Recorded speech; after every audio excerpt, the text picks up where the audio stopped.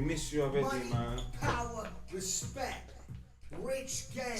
Hey, before I even say anything about Rich, before I say anything about Rich Homie, Yeah. Hey, something has been tickling me all day. What? All day. So, you crack me up. I swear down. I swear this has genuinely been tickling me all day, though. Me? What? Yeah. So basically, you're gonna know as soon as I start teeing it up, you're gonna know exactly what I'm talking about. Yeah. So, Candice Owens,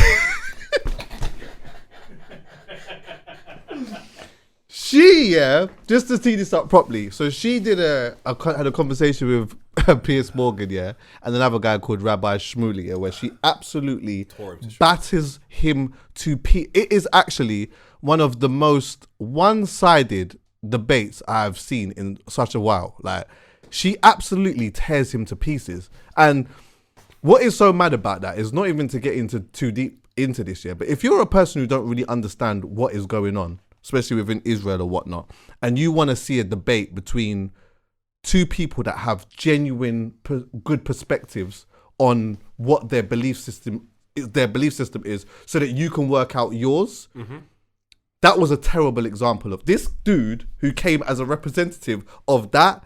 Was so bad and so embarrassing. She absolutely ripped him to pieces and debunked bare things that he'd even said, Anyway, Poet comes in the group, and then you put in a clip of it, innit, So I'm like, oh, yeah, I've seen it already. Poet sends in a voice note. Candice. That's my baby. She did so well.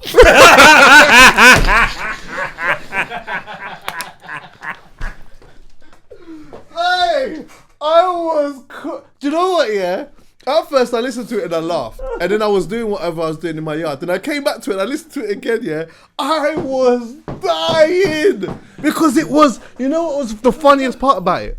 It was so genuine. It was like, you weren't even on a trying to be funny. No. You weren't like, you was just like you sounded like a proud husband. I was so proud because I see the disarray she I go through and the problem there, man. What I love the most is I love when people, grown adults, show you the mechanics of a child and try and manipulate you into thinking this is grown folk thinking. Yeah. So this rabbi, which I haven't even seen the whole interview, by the way, at the end of it, he goes on social media and accuses Candice Owens of going on her laptop. Yeah, you saw that. Find out the truth. I said, oh my God. Bro. So let me get this straight. You're making, to me, what that says to me is all of these innocent lives that are being lost are based upon a theory in your mind that you're not even willing to put facts to so we can find out if we're doing something right or incorrect. You mean someone's life is not worth a fact, it's worth a theory, an opinion. That's what someone's life is worth. Fam. That's crazy. You know, I couldn't believe it when I expected when I watched him in there, I expected that he would go on the internet and he would make an excuse for something. I couldn't believe that his excuse was she brought a laptop. She had a laptop. She was like researching off a laptop. She's researching for truth. She's going there on... But the thing is, what's even more mad about that is like, she's recording in her space where she actually records her podcast anyway. So in front of her, it's just naturally, it's just a laptop. It's just that's just her setting. Do you get what I'm saying? But the fact that he made that come across as like some super injustice was nuts. Because what was even more mad about it is that like, you know, you're saying something that you feel is the truth or however you feel. Yeah. And it's like, oh, no, hold on 1 second. No, that factually is incorrect. Because this is the statistic right here. This is it right here. Anyone can go and look at it. It's not about me. Anyone can go and check that out. Like, you can go and do it yourself. Yeah. But you know what? You don't really want to do that, do you? You don't. I think it's quite an interesting thing, man. I think one of the things that she brought up on that, I'll come off this quickly, but when I listen to a lot of debates on this, I feel like when October the 7th happened, that, you know, obviously what happened over there was mad, and Crazy. we were forced to look at what was going on over there. Rah, look at, you know, these people at a festival, these Hamas has come there, they've killed all these people and whatever, and the world was forced to look at what was the unfortunate situation that happened over there, yeah? And it was like, we need to do something about it. Yeah. Cool. And then what ended up happening is that people started, as you're forced to look over there, a section of people was looking at that and saying, yeah, that's mad, that's crazy. Hold on a minute. Why? Wait, what's going on?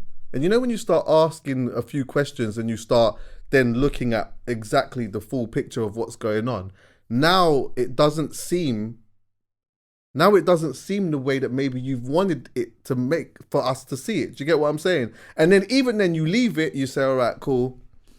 You know, they've got their thing going on or whatnot. And then before you know it, it's all 40,000 people dead, bare kids, all of this type of stuff.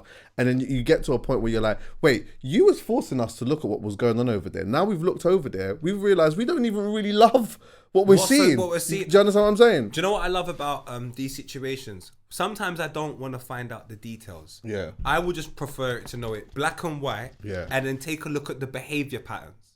Because the details will distract me. I want to look at how you present your lie and how you present your truth and what you do within that mechanic of an argument. So when I take a look at the rabbi, I keep seeing childish traits evolving into a man. So manipulation. The ability for you not to look at facts and rather have your opinion at the forefront lets me know in school you didn't get good grades. Because you can't give your opinion in the maths exam. You can't give your opinion in the English exam. You can't give your opinion in the science exam. All you can give is facts, and that will allow you to elevate to whatever space you need to be.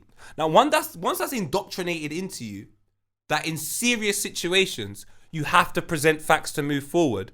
Once that's in-blooded in you from 16, 17, I feel like that's probably how you are. When I first met Vuj and Mitch, one of the biggest traits I knew about them is if they didn't know something, straight to Google. And then it made me become that type of individual. Because I didn't get great grades in school. Strongly. No, it wasn't strong. It wasn't strong. Well, you know, circle sometimes. A circle sometimes. So my point is, you need to evolve from the childish traits, because if you're a father, all you're seeing is the evolution of that trait in an adult and saying, my picnic can't do that. So the ability for you not to stand next to the truth when it's involving other people, and for you to put your opinion at the forefront of that great responsibility lets me know you're quite immature in that sense. And then when your ego, you bring your ego beside your opinion, like, well, I'm standing here because this is what I believe. It's like, bro, what are you doing? I told my son, let's go to the shop the other day. He went mad. I'm not going shop. The truth is, when we got to the shop, he couldn't wait to tell me what sweets he wanted. So realistically, that trait I'm seeing in adults. You're saying something, but when you're proven to be wrong, your ego is the thing that's making you go, no, I'm not moving. And it's like, but there is a truth to help the people elevate. Why is that less important? If that makes sense. All I will say is, yeah, when I watched that in particular, yeah, I just found Candice even more attractive. I found a particular clip, if I'm being honest with you. What, a particular clip that you like? Yes. What? I'm ready to play. Is it? Send it over to you. Because I like backing people in the corner, pause, and giving them no space to play, but then saying, go on. So when someone says something and then you tell them all the reasons why it's nonsense, and then even the cockiness of, so what are you saying? And then they're sitting there like, it just makes the other person seem more appealing to you. Yeah, I hear it. I just thought it was really attractive. I thought the way that she spoke was really attractive. She wasn't like overly emotional or anything like that. She just came prepared, and she just stood for something. Do you get what I'm saying? Oh, I love it when a woman stands for something. I really do. And I mean, I've said this many of times before, yeah, but when you're telling me something, when you're educating me on things I don't know as well, oh, that is extra sexy to me. You tell me something that I don't know, but you can not you just give me a one-liner. Don't just give me a one-liner. Like, talk to me about this thing. talk to me about this thing. What? You see the cadence in the voice. You see when you deliver a message of truth, and I'm like, whatever. And a week later, I find out it was true, and you had that level of confidence to just say it like that. I'm just going, what else? Yes. Tell me something else, Candice. Yes. Miss Owens. Yeah. Maybe Miss Stewart. I'm joking. Listen, there are other things I don't agree with. Yeah. I'm joking. Not yet. I don't plan to agree with it. But obviously, you know what? I think with a person like that is they do have a level of consistency, and there are going to be some things where, like, you know, she might have a take or an opinion on something that you won't agree with. But that's fine, though. I think at first, when I used to see clips on Candice before, I used to just think it didn't seem like she was for us at times. Of course. Do you know what I mean? But I think, like, over time, as I've, like, and maybe it's because there's just a couple of things that she's really standing on that I truly believe and agree as well, is that it's made me look at her as a person that, like, in her mind, she has a certain level of consistency. She said it even in this. She said she don't like no level of supremacy. She don't like it. Okay. She don't like black supremacy. She don't like white supremacy. She don't like Jewish supremacy. She doesn't like it when it comes at the detriment of the people. She just doesn't like that. Do you get what I'm saying? So she's always going to pick and point it out. So at first, when you hear her doing it on our side, you're kind of like, hold on, mate, what's going on, mate? And you're supposed to be with... But then when you listen to elements of what she's saying and the consistency that she has, there's parts of that where you can say, I might not necessarily wholeheartedly agree with certain things that she's saying, but I understand and respect the consistency and where she stands on. Do you get what I'm saying? Do you know what it is? She seems very protocol-based. And the only problem with protocol-based people, I always say, the one thing that can't be found in books is feel. So what I mean by that, I'll let you know in football terms. This is the best way. Football's always best for me. Declan Rice got sent off against Brighton on the weekend. Now, by the letter of the law, we can discuss whether it's right or wrong. But because the goal is bigger to me than the letter of the law, I go, how did it feel in that game? When you done what you done, how did it feel? Did you feel like the referee was a little bit on edge? Forget the letter of the law. We're in the moment. How does it feel? Do you feel that on another day you could get away with that, but today you won't? Because if that's how you feel, don't do it. Even if after the game we can discuss the letter of the law, put yourself in a position where we win. How do we win? Because it's not fair. I agree it's not fair. Let's get past that point, win, and then discuss that situation and say, irrespective of us ignoring it, it shouldn't have been handled like that. Because we're speaking about it from a place of winning. What he does is, makes the mistake, we draw, and now we speak about it from a place of, we've been done wrong. But this conversation has happened with Arsenal on too many occasions to me. So now I'm bored. We need to develop a new tactic in order to get a new outcome. So when Candice Owens speaks about equality for all, the one thing the book doesn't tell me is the feel of the time. Do I feel that that's the right thing to do based upon everything that's happening? And we can justify it at the time because we're all here. How can I ask for equality for me and you if it looks differently in the Western world? I might have to get more. There might have to be some supremacy on this side just for us to equate with everything else. Yeah. So we can't now start saying protocol in that situation because history doesn't serve us correctly, so therefore protocol's not even fair. We're gonna need to get a little bit more. And also to like as well is that, like, when you're looking at a creed of people that have had a big level of injustice for centuries upon centuries, how things are going to affect us is going to be different to how it's going to affect other people, and that has to be taken into consideration as well. So that's why sometimes man have to push back on a couple of things that she's saying a couple of times, because you're not, it's almost like you're not taking elements of that into consideration. Do you get what I'm saying? But you know what, we'll cross that bridge when she starts doing that again. Which chat still though? Huh? Which chat about though? Hey, I fancy her still. I'm not gonna lie. Candice that's me. I'm not gonna lie. I look at Candice now and I'm like, she's got extra glow on her. Brother. Do you reckon she farts in her sleep? Do you know what? I was thinking about farting in the sleep the other day. And yeah, I do. Because I think buff girls do it at a time where they think no one's looking. Yeah. But I am. Yes. Yeah. Do you know what? I felt it on my leg. One girl farted in her sleep, she farted on my leg. Yeah. Yeah, it was that one. No, but it wasn't like it weren't the Yeah, it weren't that. But you know why? Nah, she weren't sleeping. Sorry to cut you. She weren't sleeping. Yeah, she was trying to ease it. She was trying to ease it, innit? She was trying to ease it. You know when the cheeks are together, yeah. what you do is you get this leg, and then you lift it and you spread. So then there's air. There's space for the fart to come through. Right. But when the cheeks just clench, sir. It just comes through like, do you know what I'm saying? Ooh. I hear it. Yeah, I hear so it. she knew what she was doing. She knew what she was doing. Cheeky. And then on your leg. She thought I was sleeping. That's what it was. She thought I was sleeping. But I was like, all right, cool. Don't worry, babe. What she blame it on? The window being open? No, she didn't know. It was middle of the night. It was like late. You know, like dark. We're sleeping. We're already, you get what I'm saying? I just somehow just woke up and whatnot. And then all of a sudden. Febreze. I'm like. Doesn't smell good though. Chuckie, I'm sorry. What else does she do in the quiet? That's what you have to ask yourself. If you can fart when I'm not looking, what else can you do? No, I don't. You know what? I'm not that funny about those type of things, really. I'm just. We was talking about this earlier. My only thing is more time. I'm just not shitting in a room. If we're in a hotel together or whatever, I'm just not really doing that in there. I'm a man who goes to the reception. That's my thing. I go into the reception, I send my fax there. Do you understand what I'm saying? I'm with Chuckie. Yeah, I'm not going in the thing and whatever else and more time. Because look, when you think about it, a hotel room is smaller than this. Yeah? So you got a young bed there, so you got a bed there, whatever. The TV's on this bit here, and then the bathroom might be there or there. And then that's it, it's locked off. And then I'm going to go in there and go mad in there.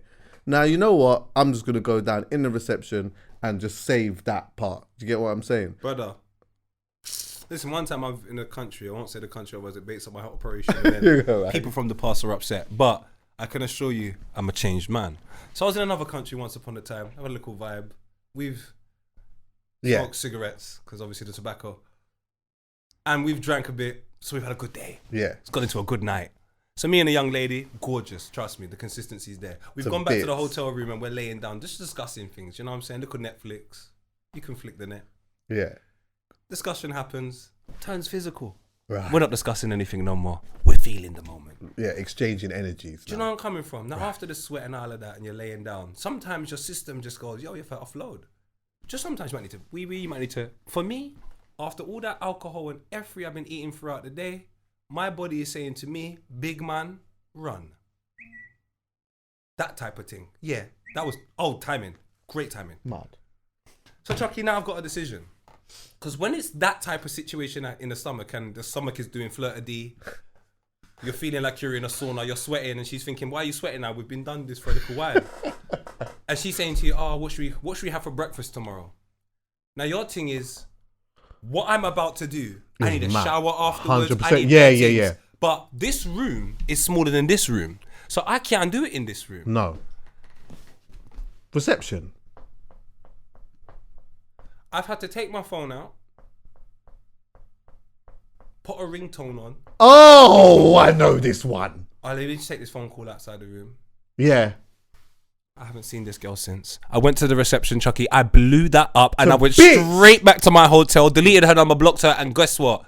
She's probably watching right now. Oh, serious? It got like that? Big man, you don't understand. I'm sitting there like this. My bum cheeks are sweating. Yes! I'm talking, I know I left a patch. Yeah. I know I left a patch. Yeah. What am I going to do? Blame it on sweat. These times everything else is dry. That doesn't make sense. That circular, Did he take off his top? Brother, I was naked anyway.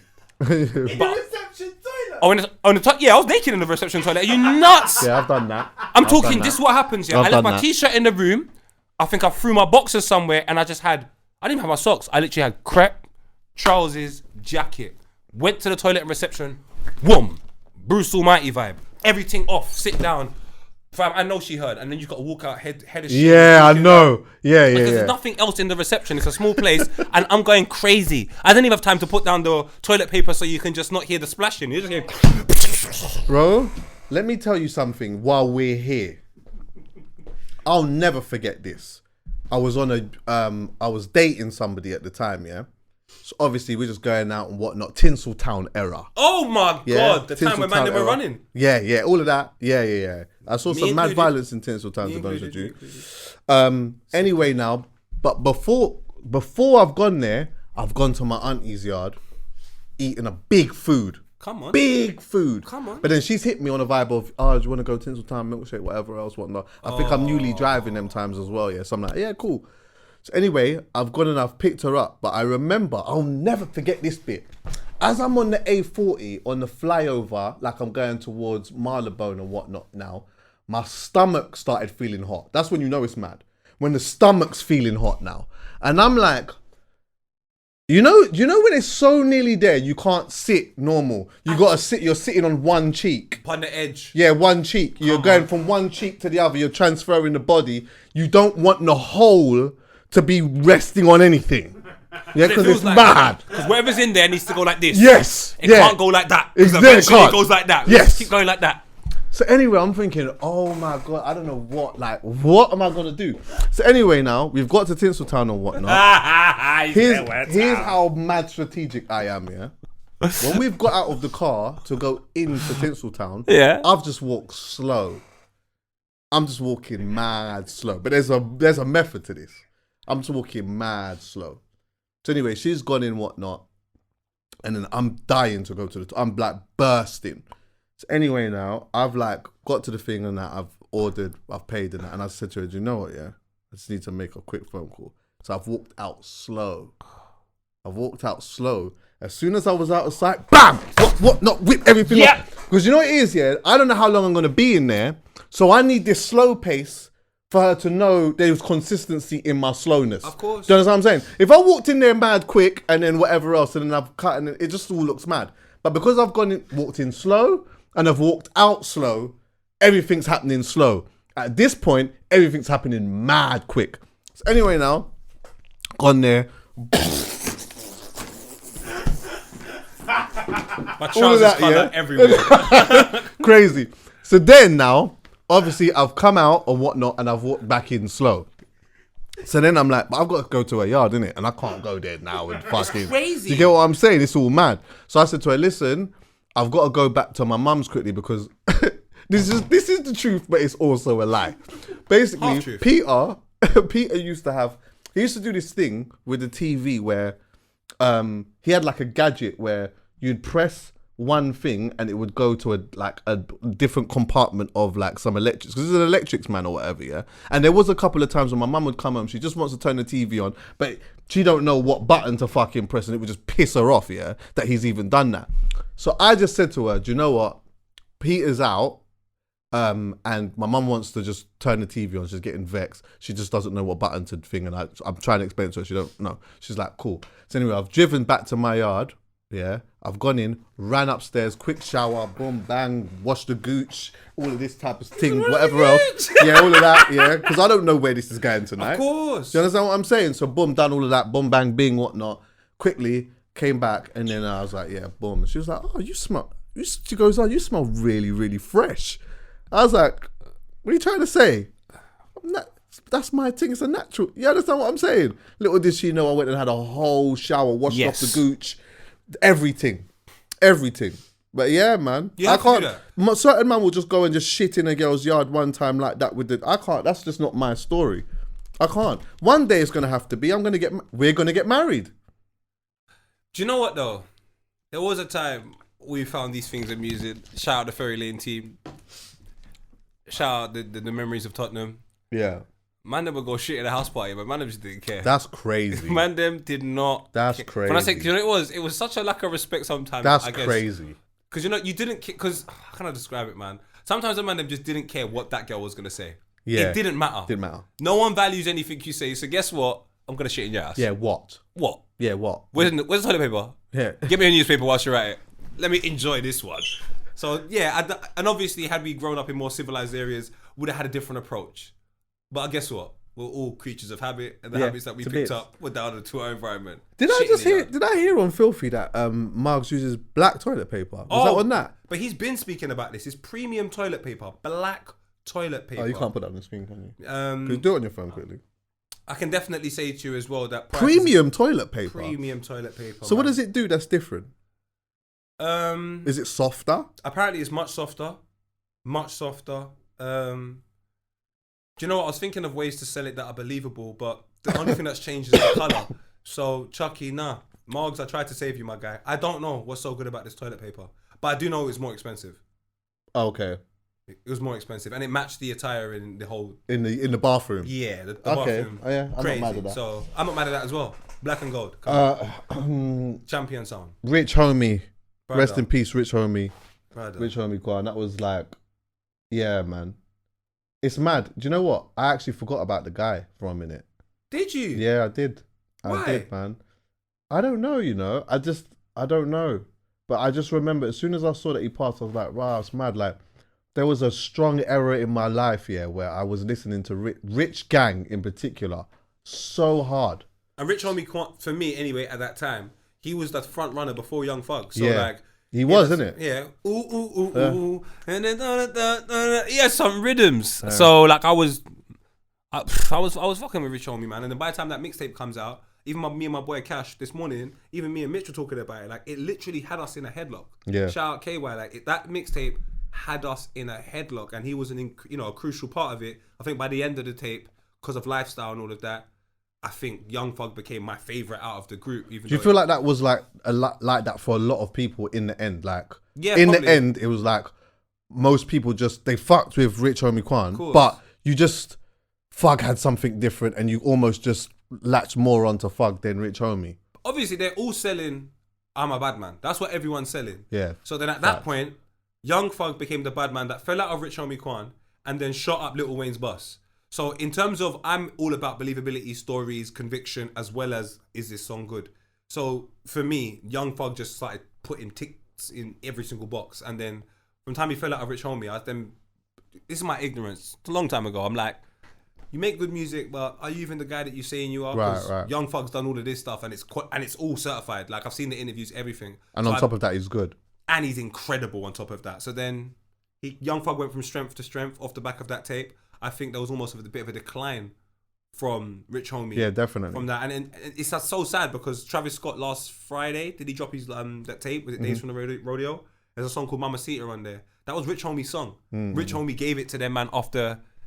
But you hear the hook, like that's all Rich Homie Quan. So it's, man, I even heard the call. Have you heard the call from TMZ? No. Bro. What's the call? What happened? When his girlfriend phoned.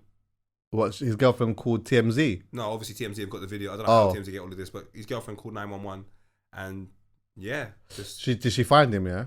Bro, he was laying. Basically, it's just so sad, bro. That's why I say, bam, if you woke up this morning, bro, Yeah, as much man, as you may fine. take it for granted, it's only because you don't know what it is to not wake up. And the only bad thing of that is if you are able to appreciate it as a soul, we'll never know because you're no longer here.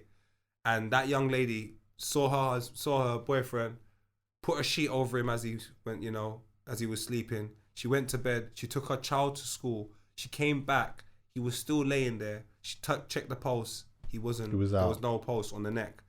She's then phoned the ambulance. She's clearly phoned somebody else to come over and help. When the ambulance woman has told her, to put Rich Homie on the floor. At that point, you can see that's it.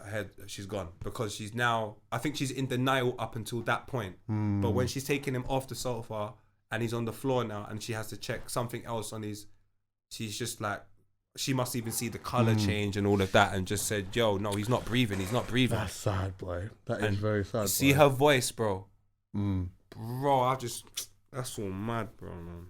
Addiction, serious thing, man. I saw a clip as well where he talked about because they asked him. He did what's the podcast called again? It's Math Hoffer's podcast. Can't remember what it's called now.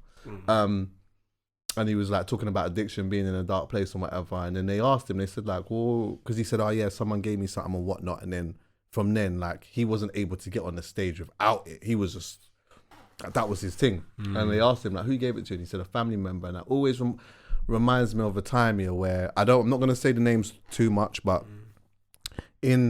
within a section of my family, yeah, there was a lot of elements of that was going on, yeah.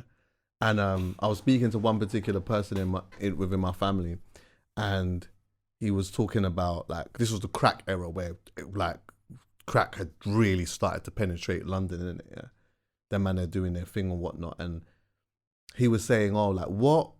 He's shot in it, but he's like, what is it that's making people so like, what is this thing? And his brother said to him, try it. He said, try it. So he tried it, And then nothing happened. So he was like, I ain't doing that again or whatever. And his brother said, nah, man, if nothing didn't happen, do it again. You got to do it again. And he's like, I don't know, I'm not really going to do it. It's like, nah, trust me. The feeling that you get, like, just do it one more time. So he did it, bro. See, after he did it, a good 4 years, he was completely out of the game, bro. Completely out of it. And then it's that thing of like, you're in a certain space anyway. Community's all fucked, yeah, which is a big thing. And then on top of that, you're trying to chase that same feeling that you had when you first did it. And you're constantly just trying to chase it. And you just, you get elements of it, but you just don't quite get it the way that it was. Do you know what I mean? And I think as an artist too, yeah, where, you know what, he's come from whatever environment he's come from. He's found his way out of it a bit, but he's still got whatever he's got going on in his mind. And he's had this, you're almost trying to chase something. And then on top of that, it's like, you can't get that again, but you become really dependent on it. And then now you go through this period in your career where you're like, you're super up, but now you're having a decline now. You're having a decline. You're having a financial decline. You're having a notoriety decline. You know, there's you've got people that are dependent on you and all of that, but then you're also dependent on this. I think it's so much more common than people even talk about, man. And this is sometimes the ending of it. The addiction stuff is just really, really, really, really unfortunate. And it did make me, when I listened to that conversation and that, yeah, I just was thinking in my head, I wonder how much people, like artist-wise, are like secretly addicted to chasing a high like that because of, it could be something that someone's introduced them to. Do you get what I'm saying? Like, how many of them are really going through that? Do you ever remember watching that clip of Mariah Carey where she was spazzing out on TV? Do you remember that? No. There was a clip of her on 106 and Park, I think it was. Why was she getting mad for? We don't even know. They were saying like it was like the start of a breakdown or whatnot, yeah. But when I'm sure she did an interview on it and she was talking about like, she had so much going on. Yeah. The only way that she felt like she could keep up was by indulging in certain things. Justin Timberlake said the same. Yeah, Justin Timberlake as well. Said the same. Justin Timberlake's, don't quote me, it's Justin Timberlake or Beyonce. It was about them too. And basically they were just saying, when you have that many commitments and you have to look a particular way, like, what else are you going to do? Yeah. So, it's sad, you know, I was talking about this today, yeah. Me and my boy Cash, we always have a little reason. Big up Cash. And the reasoning we were having today in regards to this was, on a deeper one, there's like two ways that you can, and Budju was talking about in his interview with Drink Champs, it's like there's two ways you can approach life. You can feed your flesh or you can feed your soul. Now, take it from someone that loves feeding flesh. Like, I hear it. But if you don't get that balance correct, what happens is, and the balance isn't 50-50, because you can't have an even amount of opportunities to feed your flesh as you have feeding your soul, because your soul is a deeper thing. When you feed your soul, it helps you 10 years from now. When you feed your flesh, it helps you 10 minutes from now. And it's it's no point. So then what happens is, because when your soul is fed, the next time you probably need it refreshed is so long away, there's a sense of comfort and almost acceptance with feeding your soul. When you feed your flesh, you need it all the time. Yeah, this gal is buff, that gal is buff. Yeah, I just made this 20 grand, I need the next 30 grand. You're not feeding anything that is genuine. Now, the moment that you're unable to get the things that feed the flesh, if there was 5 things that were happening, you just result into 1 now, or to 2. But you're doing them at an extreme because you've lost the 3. So let's speak about the things that you said. Notoriety. He definitely lost a lot of notoriety off the back of the Young Thug situation. Now, had he just not put himself, and we can speak about this as well, people put themselves in their own version of reality. When you do that, you seclude everybody else. So then once your notoriety goes down, now you've got money and say, you know, the drugs that you're doing and then the bad bitches. But then you settle down and have a family. So then that's gone. Now you've got 2 left. Then you're probably losing money because your notoriety is not high enough for you to... Now you've just got the 1 left. You now do it probably to the same level as everything else to compensate for the things that you haven't got. That's when you could potentially OD. When you feel like you've lost everything and this is all that you've got. And then you create a reality that isn't reality. That isn't all that you've got. Now you're neglecting the ability that God's given you to be a father. Now you've neglected the ability that God's given you to be a parent, a husband, all of these other responsibilities that are far more important than them 4 things that were feeding your flesh in the first place. You ignored what was feeding your soul.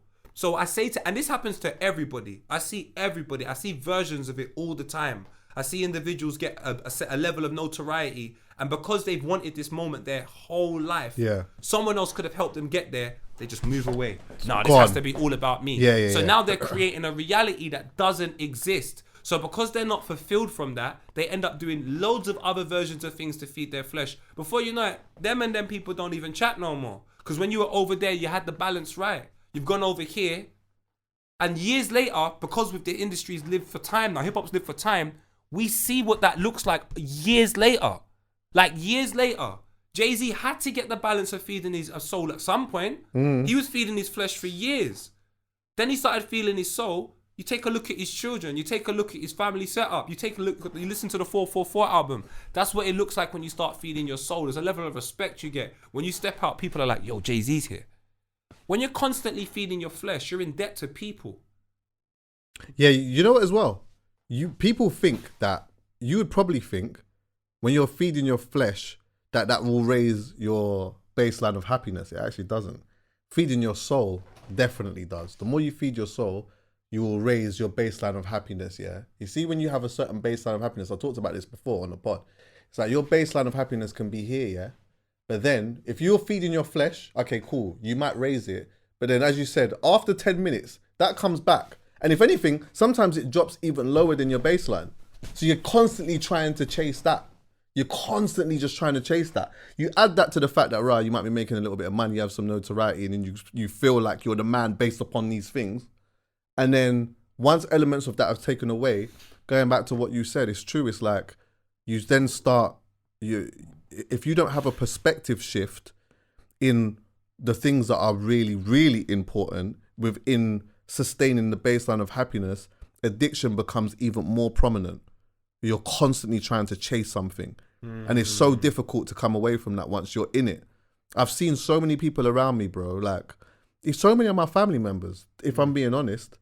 Like one day, I'm sure that like a few of my family members on a certain side will all have to have a uncomfortable conversation even for some of the younger lot to free themselves a little bit more.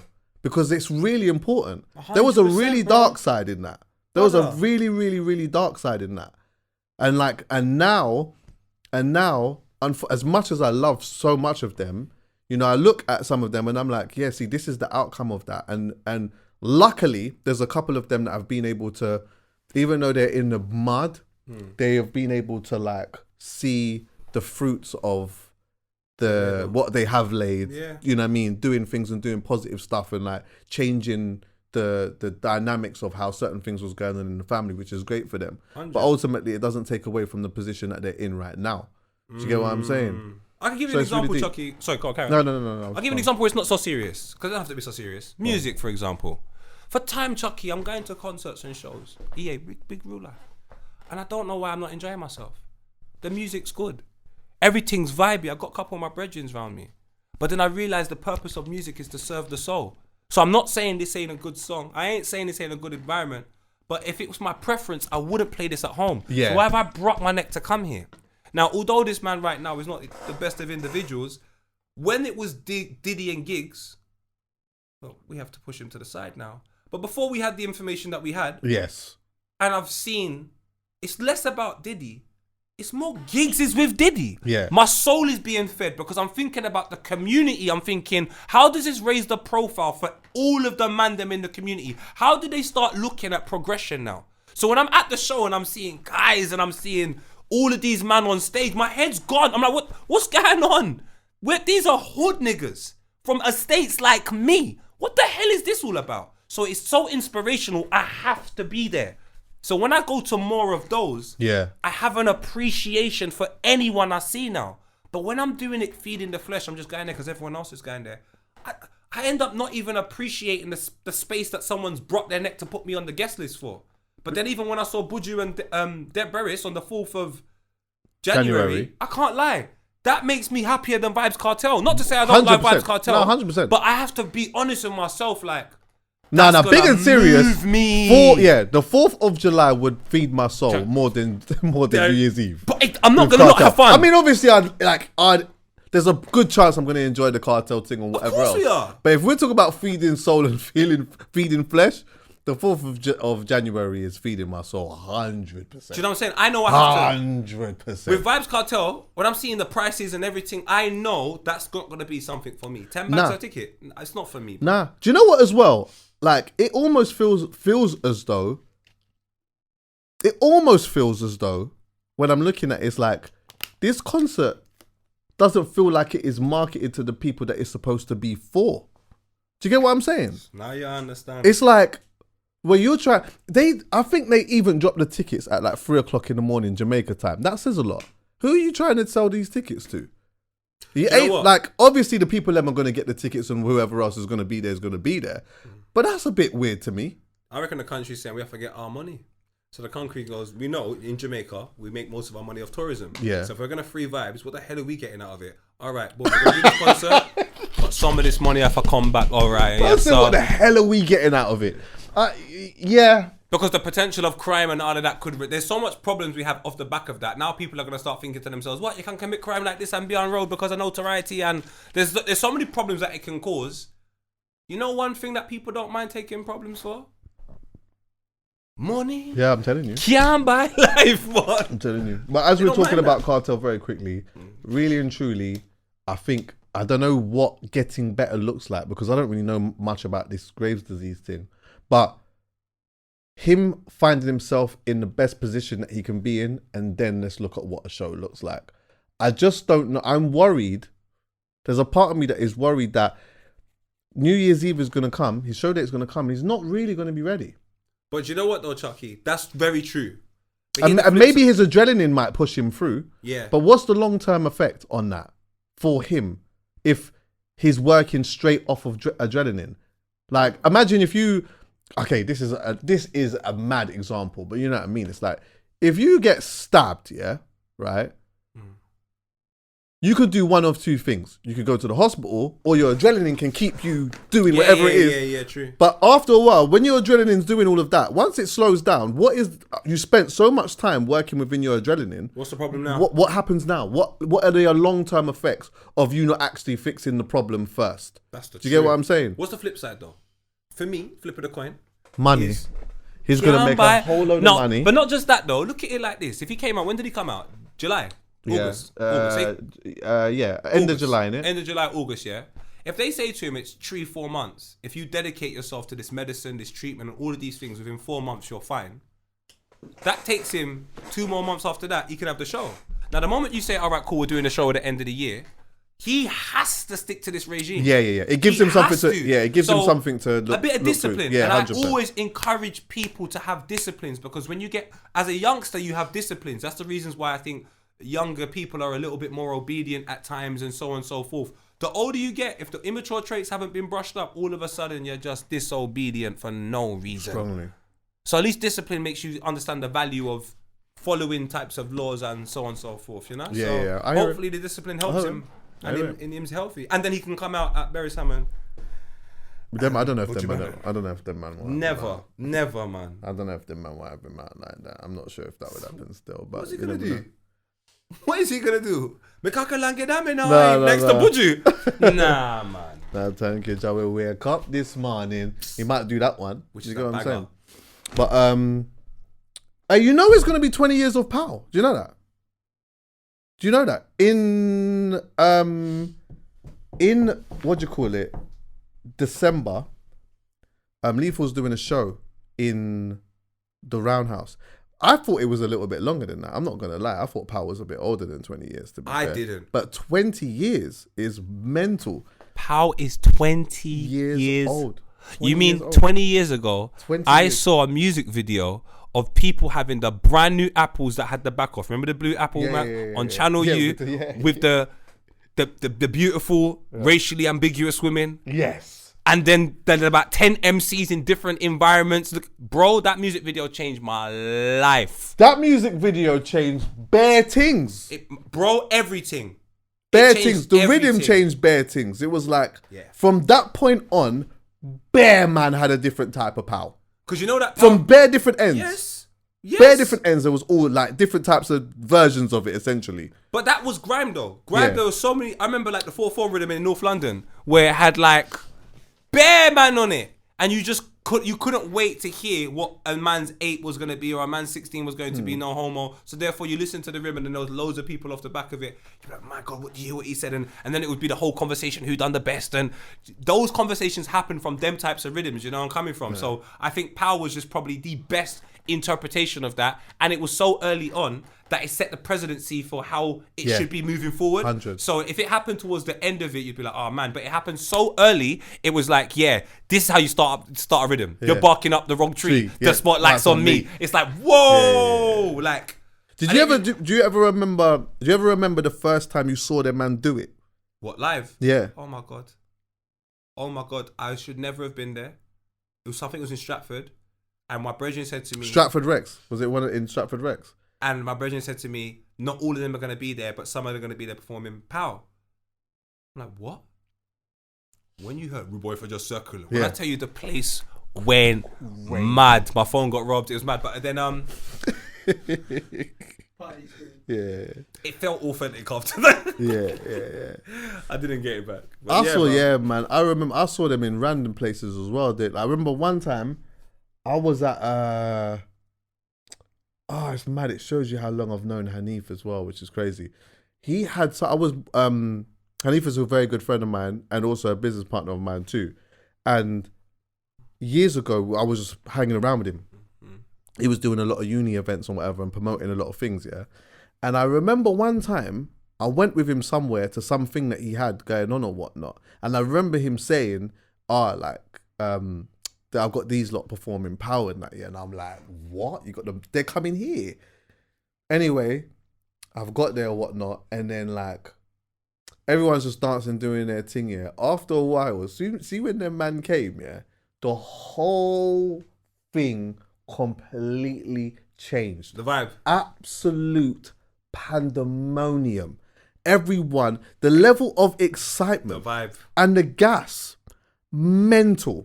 Mental. But you know what it also did? People felt like it was too gassy and they tried to stop them from having that. Tried to stop them from having that moment. I remember I was DJing in area nightclub one time and I played Pow and a man's come up to me, promoters come up to me, turn that off. Turn that off. It happened all the time. Yeah, it was banned. Turn that off. Turn that off. I was getting that. Trying to play the rhythm somewhere or whatnot. They were not letting me play the rhythm, bro.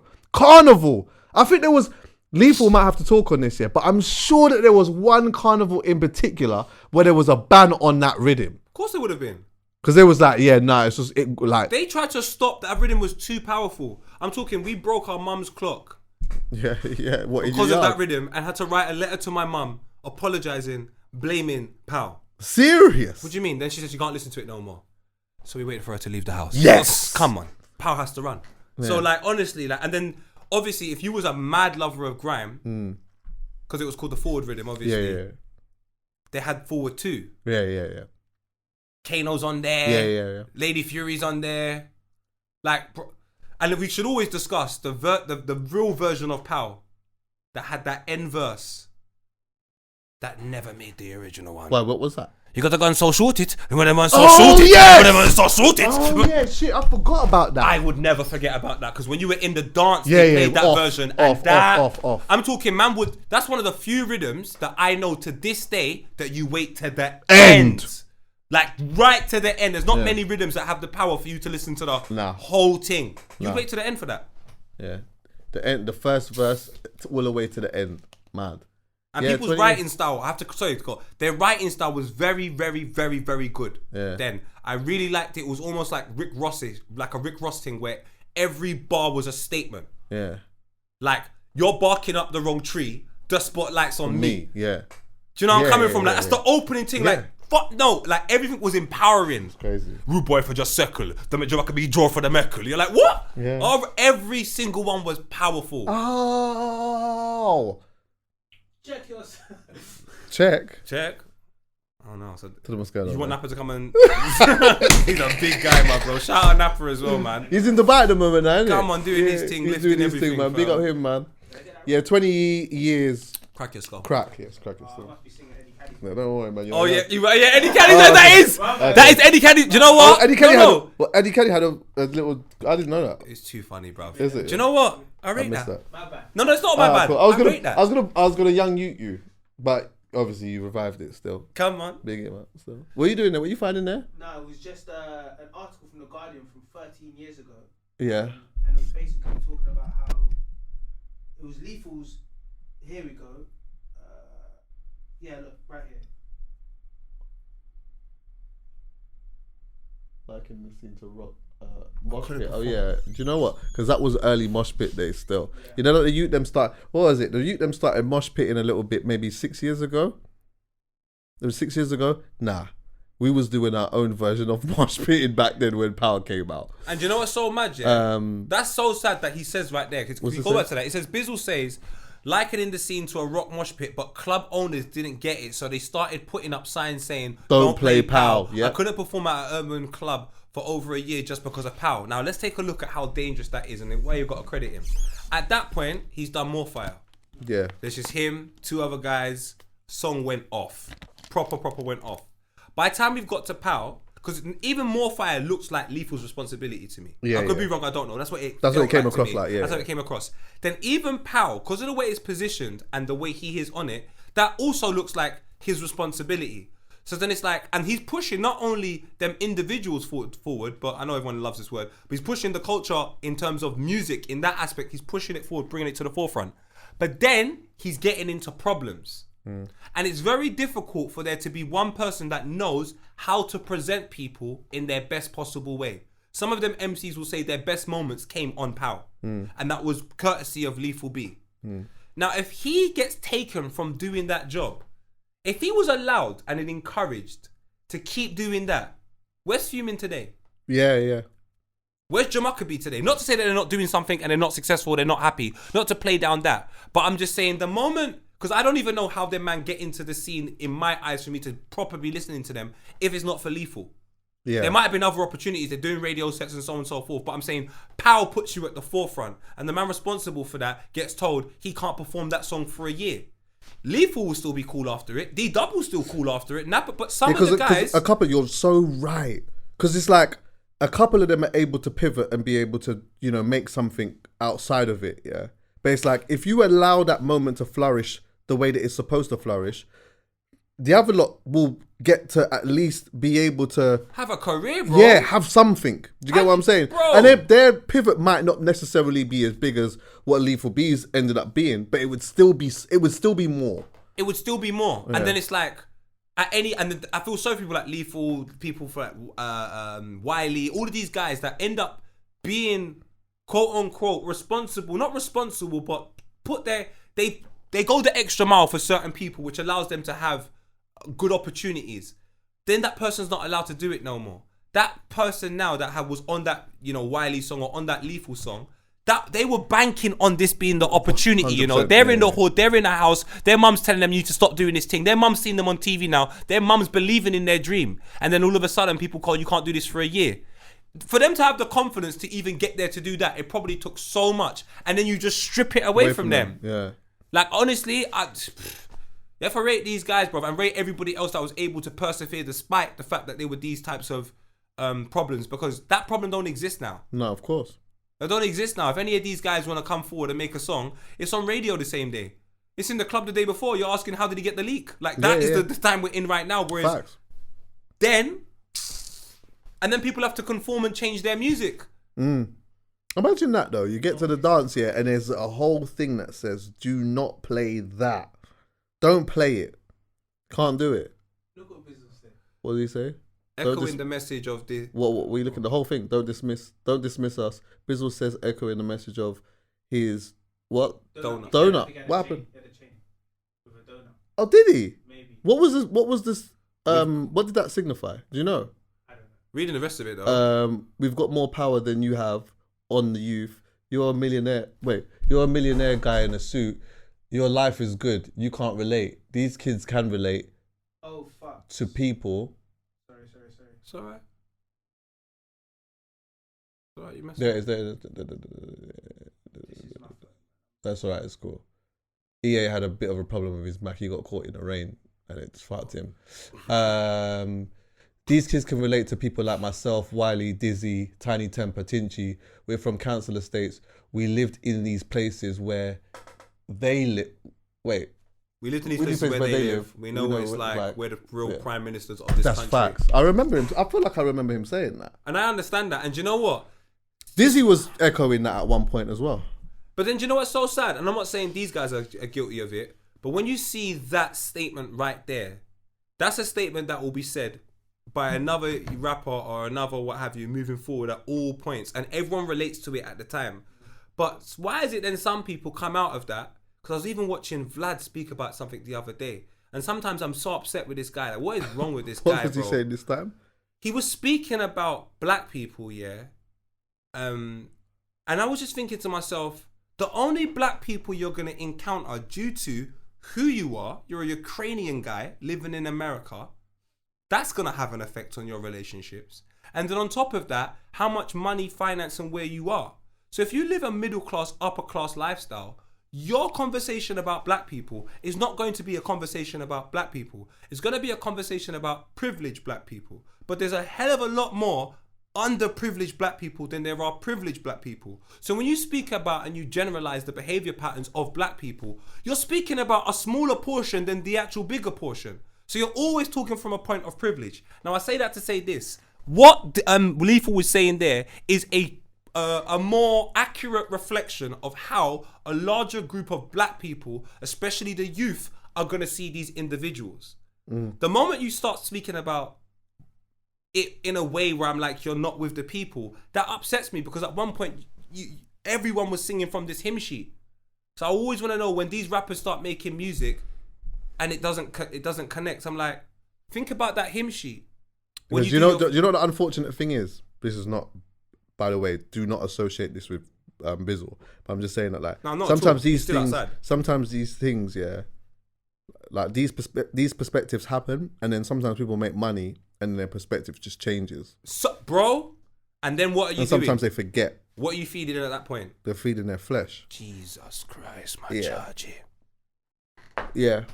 It's so crazy, and it's just like, yeah, man, it's just, I don't know, man. That statement there is powerful, bro. We're the real prime ministers of this country. I remember him saying that. Because we make change. They made change. You reckon Powell didn't change more things than Tony Blair? I'm just saying. I didn't know anything Tony Blair said, but I know loads of things Lethal said. I hear it. The only thing is, you might have felt some of the policies that he put in, though. I had no choice but to feel the policies.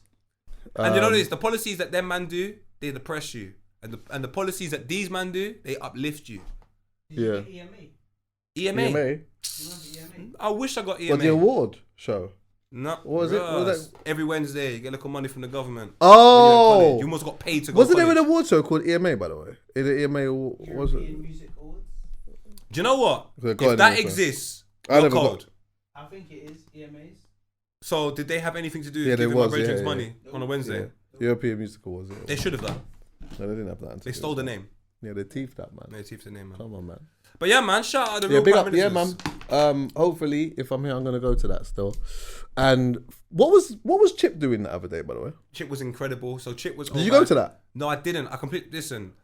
Was that the Bape A lot of store? work. I mean, League of My Own. Was he doing yes. League of My Own at the Bape store? And he done limited microphones. At some points, it felt like there was only one, even though there was two. And that's what I liked. What The was that? What do you settings. mean limited microphones? So, people, when you do a radio set, back in the day, there was one microphone because we couldn't afford to buy two. Right. Now, what that meant was we were poor. It also meant another thing. It meant that the ability for you to have the microphone was a responsibility that you understood. So you weren't just going to go there and do what people are doing now in podcasts and just say any bullshit. You knew in order for you to get the will and for the room to like you, you had to do what was required. And for you to get that microphone back. Now, the good thing about what I saw was two microphones. Obviously, there was a bigger set, so you had to be able to pass it around to keep the set going quickly. But some people knew. Some people knew it was that type of time. Chips here. Jammers here. Yeah. Zoos here.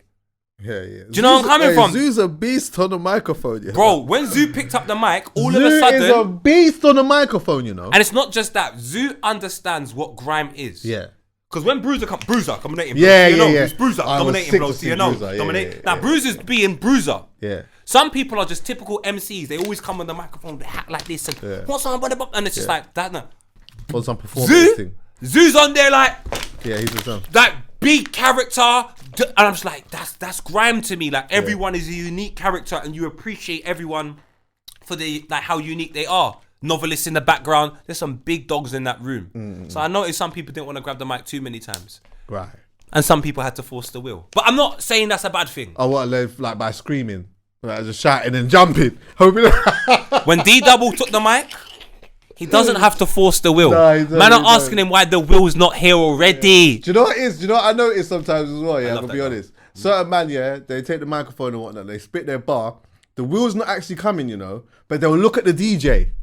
Like, so they'll spit the bar and they'll look at the DJ as if to say, yo, will my thing, while they're still spitting the bar. It's I like, hate that, man. sometimes, you know what? Sometimes a man has to say, it's not ready yet. Do you know what it is? It's not ready yet. Your reality is not the reality. Yeah, People, let's It's just not ready stay in the reality. Because Chip here had to... Who Chip was at- playing? Was it Maximum? It wasn't Maximum, was it? Who was it? Who was it? was... Spyro. No. Nah, it was. I got. Mac 10. Oh, it was about 10. Oh, yeah, okay. Big up Do you know who should have got the will, but he told them to stop? Who? Merkson. He went absolutely Yeah, Merkson ballistic said- at the end. And do you know how bad it was? I've willed it 20 times. I'm actually trying to text Merkson. These times the set is a week old. And I'm texting him, we want to will you, my bro. But Yeah. I understand why he didn't want the will. Do you know where I'm coming 'Cause from? What Merkson's thing as well is he wants to get into the flow of the. You know what I'm saying? His thing is more than just sometimes an 8 bar and what. He wants to just get in the pocket. And he wants you to wheel him at the time he wants you to Yeah, wheel yeah. him. Like And later on. And you're going to feel the same way. Right. So when I see man doing what you said,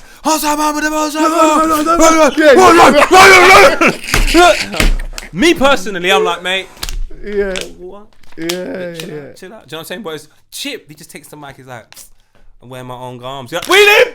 He's just got too proper. much swag. He's just, yeah, man. It was good to comfortable. see that. So shout out, babe. Shout out, Chip, for actually doing the League of Your Own set there and making it like a grime set and trying to replicate what happened in the mid 2005, 2006. yeah. Like those, I think those messages and those things that you learn are really important. So it's up to the senior figures to deliver a version of it which will never be the same, but could still deliver the same messages and course. principles throughout, just to help the next generation the way shout out people like Heat FM helped us. Yeah. And big up Specs as well. Oh, he I went see him do crazy. his little thing. He went I see crazy. him do his little thing. And and people don't know. Yeah. Risky Roads too. Yeah, he's Do been you- about. He's been there. Yeah, he's been about. That wasn't a. You know what? People might look at that and think, oh, he just wrote that. Nah, No. that's a bar that he's had from early out. Bro. Early out. And you can see. Talking about. Are you mad? My parents are African. Yeah. I sleep at yours. You don't sleep at mine. Like, Yeah. come on, my bro. The character. This is grime. This is what grime can do. Do you know what I'm saying? So shout out Spec. Shout out everyone that was there, man. They're crazy. Yeah, big up, man. Big up them, man. I was gutted I wasn't there because I love them.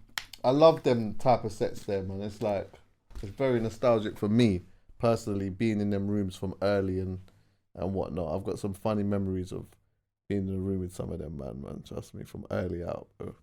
I want to do a grime set, but crazy. I just wish I had a little bit more influence because I know who I would want there. I know Who would you go for? what if I had to make a grime set tomorrow. I can only have 4 or 5 MCs. I'm throwing D Double. 100 milli. I'm throwing in Chip. Yeah. I'm throwing Gets. Yeah. Where's my left wild card? Because you can't. I'm Skep. throwing. Skep. What was I thinking? I'm throwing Skep Yeah. because I need a Ain't bit that of 5 everything. though? No, I had Chip, Double, Get. That's 4. Who did I have? Gets. And then Skep. Yeah. Then I need something else. Because obviously I could say Merkston, but then I would do another set and have Merkston and someone else because I just want it to be different things to deliver. Fatal Attraction. That was me. Nah, man. You're that right. was- Egypt! No, do you know what I might do? Just because I like having something, you like having wild cards in situations, I'll throw in a Crows Leon. a Cruise Leon. Okay. A Cruise Leon. Just mix it up. Yeah. And then do another set, a JME, Mercs, and Yeah. throw another little one, a Joe James. Just mix it up certain times. Because there are some, that's the way the grime used to work. Everyone would go to the set, Chips there. Do you know who my wild card would have been a bit? Remember God's Gift? I would have had him, you know. Legend. God's Gift. Absolute legend. I'd just probably fling him in there. Still. Like socks for me. Socks. Socks was there as well. Socks is hard. Socks has so much character. So much character. But then there's Frisco. Oh my God, Yeah, Frisco. Frisco. You see, when it comes to cadence, when it comes to how he sits on the beat, no homo, Yeah. it doesn't matter when you're in the set. As soon as he takes the microphone, he's getting a will in about... And it looks Wheels. mad easy for him. Too easy, it bro. looks too easy for him. It looks too easy. Like- he does it with style. Yeah. He does it with style. It's easy. He just do Elegance. that. I saw his son the other day. Cold. Hey, I'm not gonna lie. Yeah, I saw his son. His son has a aura about him. Yes. Do you get what I'm saying? He looks like a youth that is. You can't just say this just off the back of looking at somebody. But I'm looking at this youth and I'm saying to myself, he's just gonna go far in life. I don't know what it is, but he's just gonna go far in life. He's In whatever cold- he chooses to do. Whatever he chooses, Yeah. he's just going there. Yeah. Do you get what I'm saying? But I love the fact that them two go back and forth, do their thing or whatever. And he's even looking at the times where he's saying to myself, I smoked my dad today. I smoked him. Couple times, isn't Yeah, it? I smoked my dad. What's today. that? There's a jeans store, all right, in Carnaby Street. There's a place called Granary Square. The Granary Square, where there's a couple places to eat. Directly across, there's a jeans store on the corner. I can't remember what it's called, but it begins with a K. Anyway, they done a set in there. Frisco, his son. Who else was there? What's my man that's on Bad and Clean? Isaac was there. yeah, Infamous yeah. Isaac was there, and there was a few Isaac the others. other day. Bro, you see the set they done in the store? Store pack up. Condensation on the window. Can't see Yeah, nothing yeah, through the that's how you know window. it's up, yeah. And bro, and the vibe in there, you're seeing greatness behind the decks. I'm seeing Maximum there. And even Maximum playing in that environment, knowing that you got Frisco there and his son. And honestly, when I enjoyed that, it's gonna sound crazy. I would enjoy that more than going to certain concerts. Because it doesn't feel real to 100%. me. It feels fabricated. 100%. That is unapologetically is what it is. I'm never going to be able to see that ever again. Like, that has more value to me. Do you know what I mean? Yeah. All them type of like. That- Oh, is that what you're talking about? That's the place. Oh no, I don't. That's know. the place. KSUBI. Shout them out, man. The people in there are Okay. good people as well, man. I've got mad love for them. How do I pronounce that? I would say Subi. So you're saying Subi because the K silent. Knife. That's smart. I hear that. Subi. What was I gonna say? Yeah, going off what you're saying, though, 100%. I would prefer. Like, I remember watching. Let me see if I can find it. It was Agent Sasko, Assassin. He was in a room where the DJ was playing like the Showtime rhythm or whatnot, and there was someone else with him and whatnot. They were just barring off, and I'm saying to myself, you see this, yeah?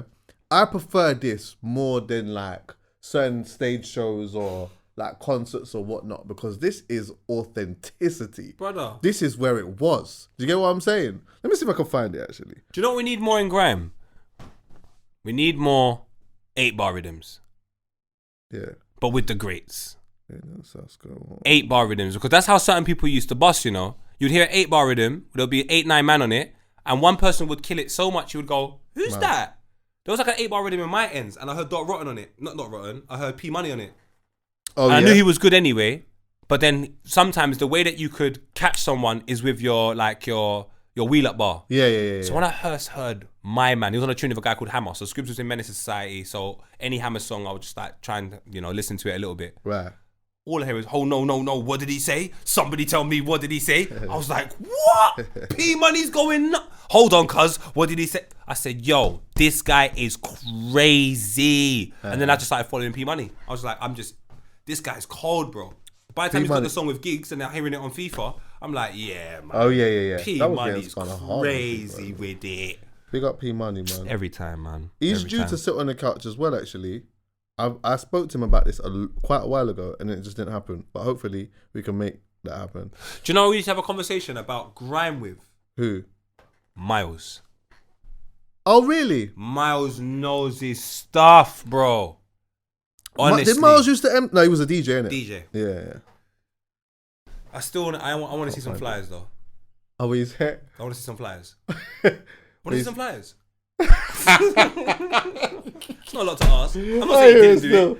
Let me Well, see just some like flyers. a little one evidence. Oh, Is that one what you're evidence. saying? Anyone can just fling DJ in their name still. Come on, man. I hear it. Academics.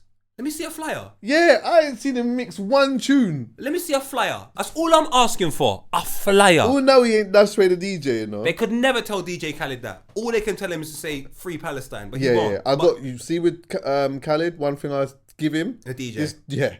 This man was in the trenches in Jamaica trying to run dub plates and do all of that type of stuff. There's other trenches he should go to, but anyway. Right then. Yeah. Do you understand what I'm saying? Come on. Shout out Candice Owens because you make her the enemy, but you love DJ Khaled. I can't find this. I thought I found it. Nah, it's gonna have to be an off-camera thing. All right, listen. That's about it today. All right, put the camera on him. I've got to take something out of my pocket. Well, I really want to find this Agent Sasko thing. Huh? Obviously. Is it this? No, that's not it. All right. I'm going to have to find some stuff right now, Chucky. Oh, I can't find it, blood. Oh, that's okay. Just keep the camera over there. We'll just do a nice little cut here. I want to throw just a couple of things, and I don't want to say much about them. Some things that are howlers, and some things are just talking points. Mm-hmm. Do you know why? Go on. Because I value my life and my pocket. I don't want to lose nothing, dog. So I will send you something. To me? Yeah, of course. I'm gonna text it to the phone. You can put it on screen. Make sure I'm not in screen right now. That would feel right. Yeah. First talking point. You know I like to do the howlers. I don't understand this one. Maybe it's a howler, maybe it's not. What is it? I'm still trying to find this agent thing. Sorry. I know you are. Yeah, I hear it. Could you just put it on the screen for me? It's coming up now. Since switching to my Sure. So obviously my name for this part of the show is called Howlers, and it's obviously agenda driven. Not all of them are going to be howlers, but how else am I going to get you here? Do you know what I mean? It's like, do you want to get in the world of football? You don't have to be a footballer. We can get you here other ways. So I'm not going to say this is a howler, but I'm just going to read this out. Bus service to help Jewish Londoners feel safe. I would like to open up the conversation to understand and find out why there hasn't been a service to make women feel safe on night buses. Or well, there hasn't been a service to make young people during school hours, like when I used to get robbed at knife point, feel safe. I would like to know in London why all of a sudden there is a designated group of people that are going to have all of them, from men, women and children. There's going to be a dedicated service to make them feel safe. When I genuinely feel, and I could be wrong, that this should be a service which is for everyone. That's my, and I'm not saying they're responsible for making this happen, because if they done something for me to make me feel safe, of course I'll jump on board. I don't give a damn. But I definitely can say this doesn't feel right to me. So yeah, but just looking at our article, the BBC published this, yeah? I'm not sure. Yeah, it is. BBC News. The Mayor of London has launched a trial bus route in North London to help Jewish Londoners feel safe when they travel. The 310 bus runs every 20 minutes between Stamford Hill and Hackney and in Hackney and Golders Green in Barnet. Can you scroll down a little bit? It was just a picture. I can try and find the article. That's not me. So I'd just like to know personally why the W4 doesn't have this same service. The W4 at one point used to go... If they're gonna do that, that has to open up it would have to open up that can of worms then. For everyone. For everyone. You've got to then look at, I think a good example of what you just said there is something for women late at night. Like how much women are there in the country? Now, if you used to get on the bus in the 90s to the early millennials, or in the 2000s, maybe even still today, both of them generations, to 2000s to 2005, 2006, if you got on the bus between that time, you knew if you got on an empty bus and sat at the back, and the bus stopped at certain bus stops, it is a problem, Chuckie. I've been on the 41 bus, sat on and seen the bus has stopped at Ida, and all of a sudden the bus has a different tone right now. Now, due to the grace of God and my work, I knew everyone. Shout out my brother Turtle, a couple others. I've said hello. Not everybody was that fortunate. I'm telling you. What about their safety? Why are we just going to make it for... Because the W4, if you know, shout out my North Londoners, you know about the W4. It used to go from where it was in Ferry Lane and it would go up to the Wood Green area. It then started making this journey and going through Broadwater Farm to eventually take you to the Wood Green area. Now, I don't know if people are aware of Broadwater Farm. Beautiful estate. I love it, personally. And there are parts of it where, you know, nothing's really going to happen. But if you watch every single music video from most of these rappers from Broadwater Farm, they all show you the shop. And do you know what goes past the shop? The W4. This doesn't feel safe. What are we going to do also to help our people feel safe? This is all I'm asking. If you're opening up this service, give it to everybody. Let me see what it says here. The one for the 310 trial is the first direct bus service connecting to Redwood and that. Wait, how much is it going to cost? 3.1. It costs 3.1 million. 3.1 million this is going to cost. Wow. The TFL's public. So they're saying, because they're saying there's a significant enhancement in anti-Semitism. Yeah, by 278%. Also, I'm now going to send something to the group. I would like Chuckie or man like EA Sports to potentially play this video. Oh my God. Now, before I say it, this is what I'm going to say. People love to say, thou shalt not judge. Let me tell you why I judge. Because I need to manage my area and environment. I have to judge if you are worthy of being in that environment. And you should do the same to me. Am I worthy of being in your environment? I saw this today. Because if you don't judge it correctly, you could end up in court. And guess what's in a court, Chuckie? Go on. A judge. So at some point, judgment is happening. So let's do the judgment here before we have to do the judgment like Serena and flipping. Yeah, I'll stop anyway. It's court. This young lady here. In Pakistan. I was 17 at the time. But in Pakistan, it's actually illegal to have sex before marriage. I can't remember the sentence. I don't know if it's life. Wait, pause or if this. it's death. Pause I this. did, yeah. Pause this. She's actually very pregnant right now. She literally looks like she looks more than pregnant. She looks pregnant with twin adults. She looks like she's 6 months past her due date. Look at that, bro. Go on anyway. To have sex before marriage. I can't remember the sentence. I don't Is know that if it's life. that's a burqa as well, right? That's a burqa. That's hijab, yeah. The burqa is the one where you with the eyes, you can only see the eyes, right? Yeah. Okay. She's wearing a hijab. I'm not 100% actually. Good, we'll check that. But go on. I'm pretty sure that is. Death. You took risks. I did, yeah. For the, it was really mediocre as well. But anyway, it was not worth the risk. We couldn't have sex like a normal risky place because we'd get caught and arrested. So I thought, where's the one place where people would do it? And it was a mosque. At that point, that's where On the roof stop. of a mosque. That was the point where I stopped listening. So did I. I've never seen it fall through. Yeah. So we know what, since that's what we both stopped it, let's stop it again. Because we've heard enough for us to know this is nonsense. Now, this is the reasons why I believe it's nonsense, and this is the reasons why everyone needs to start having just a little bit more respect. Sorry to keep going over it with this wonderful microphone. Okay. What she's speaking about, for me, has nothing to do with the two guys she's with. Nothing. Absolutely nothing to do with it. So do I agree with sharing that type of story? Maybe in context, yes. What I mean by that is, if you share that story in a place where even if you laugh about it, at the end someone says, you know, you're wrong, you shouldn't have done that, and we try and teach them, but we don't be too harsh with the situation because it's been done now. No point telling the person, you shouldn't have done that, she's pregnant with new youths. So clearly she's, no, she shouldn't do it, or hopefully she has. My whole thing is, what's the purpose? What's your objective when you take this?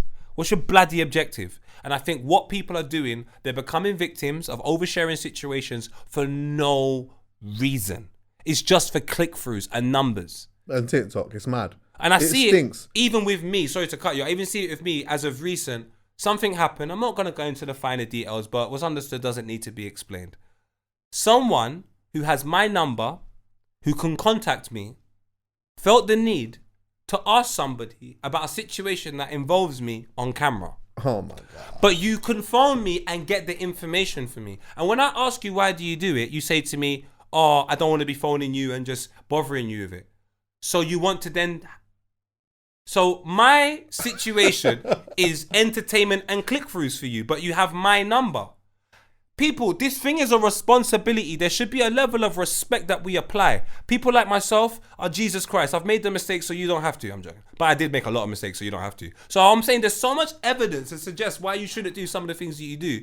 I would like to know why we're doing this. Why is this lady sat down on this microphone with Pickney in her stomach against their will, saying a story which you do not need to say? It makes you look terrible for people to just share it online. People say, sorry, this is the end of my rant. People keep saying there's no such thing as bad marketing, or at least they're talking about you. That's nonsense. That's absolute nonsense. Absolute nonsense. Until you're in a position of responsibility, stop saying that stupidity. Because if that was the case, no one would be afraid to be cancelled. So yeah, there are things that you shouldn't say about people. Stop putting yourself in positions for them to say it then, people. Objective. Sorry, Chuckie. It's a sickness, bro. It's a sickness. I watched that and I just thought, you know what? You're entitled to go and say and tell whatever thing you're gonna say. You can do that, innit? Yeah. But I'm like, the only way that I can watch something like that, a conversation like that, is if there's a teachable moment in it. If there's some type of teachable moment in that, then maybe we can. You'll get my ears.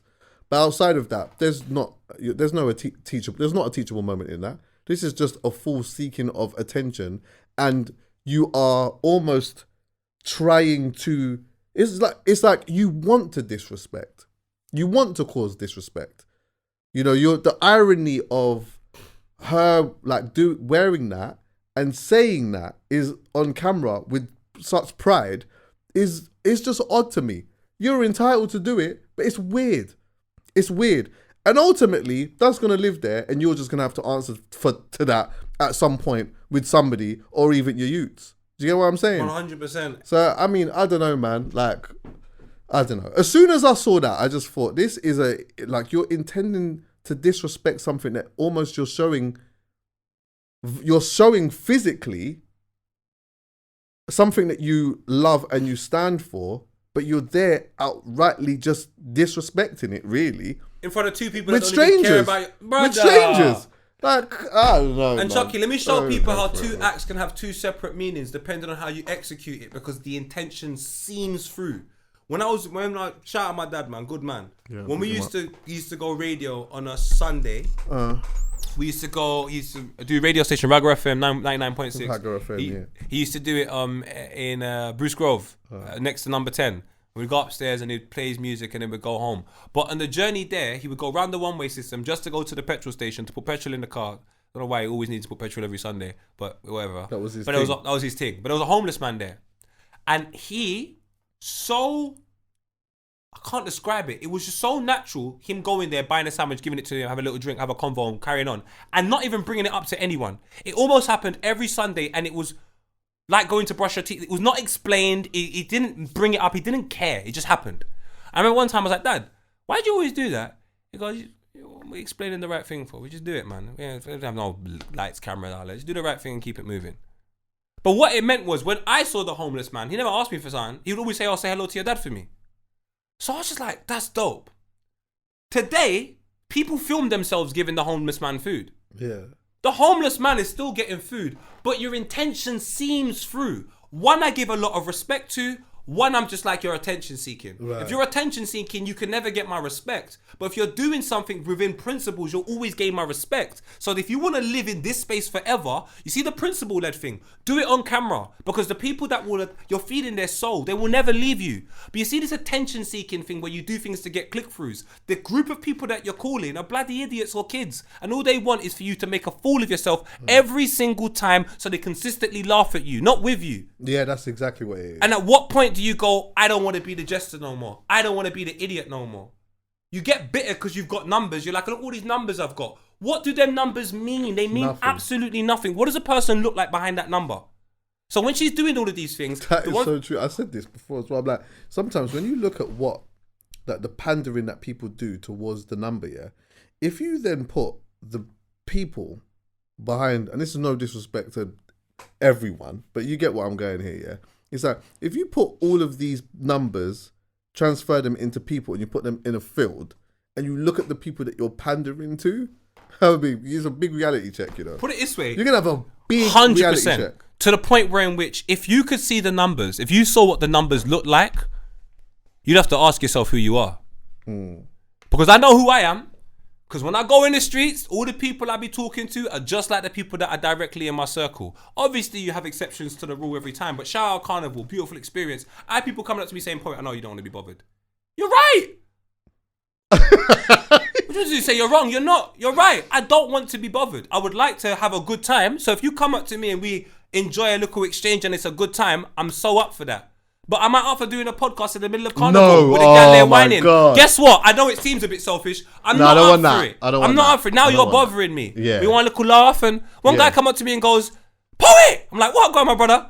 "Fuck you, Doneo!" And I'm going, he said. I rate that. I like that because we're having a good time. Yeah. You want to chat to me about the state of society, big man? Look at the state of this gal right now. That's what we want. So yes, it's a time and a place, but most importantly, honestly, man, feed people's soul. Stop feeding your flesh, because when you feed your flesh, the audience of people you're speaking to, you don't like them in real life anyway. When you feed your soul, the audience of people you speak to is your family, and family is everything, dog. So speak to them, even through this. Speak to them, unless them idiots. Don't speak to them. Hey, I'm with you, you know. Hey, I know the episode of this pod, by the way. What is it? Feed your soul, man. Feed your soul. Feed your soul. Hey, thanks for listening, everyone, yeah? Love.